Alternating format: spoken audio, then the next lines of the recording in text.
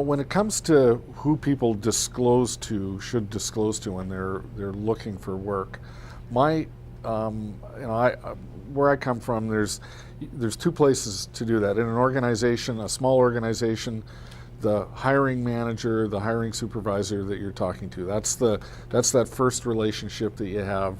And so talk to the person that's going to be making the decision, and develop that relationship around what it is that you bring to them, that includes what your disability is. I believe that's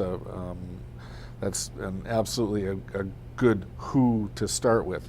And then in larger organizations that have human resources people or offices or whatever, that's another great place to start with, is to say, here's my situation.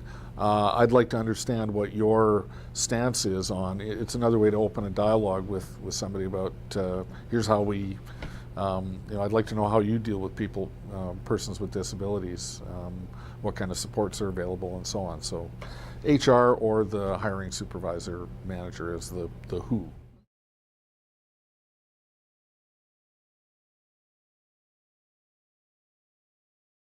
I like to think there's a couple of things. One is, what is the what is the disability? Put a name to it, and then with that, and here's how it shows up at work. Here's what it looks like when the condition that I suffer from, that I have to live with, when it's present in on a given day. Here's what it looks like. So it's that. And then ultimately it's going to be, and it doesn't relate to the kind of work that I'm doing, or there may be some accommodation that I need related to that kind of work.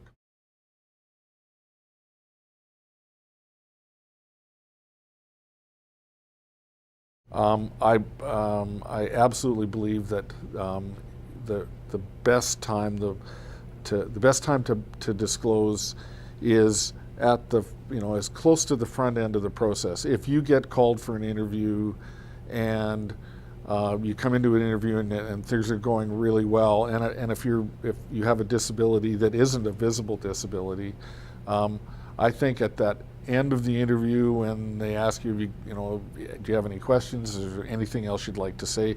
Perfect opening to say, well, here's what else I have. Here's something else you need to know about me that relates to how I work. So where in the process, as early on as possible. I would prefer, and again, I know I'm a bit of a, I'm probably more optimistic than I need to be, but I think that notion of, before somebody puts that offer to you and you can say yes or no, they should have they should know as much about you as possible.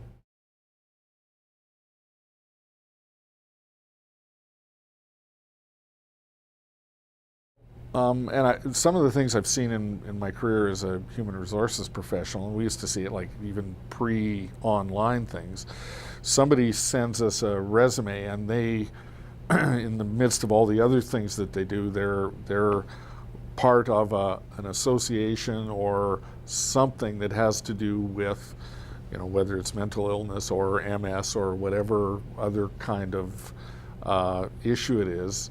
Usually that's a first indication. If an HR person is paying attention, you're saying, we might want to find out what their involvement with that association is.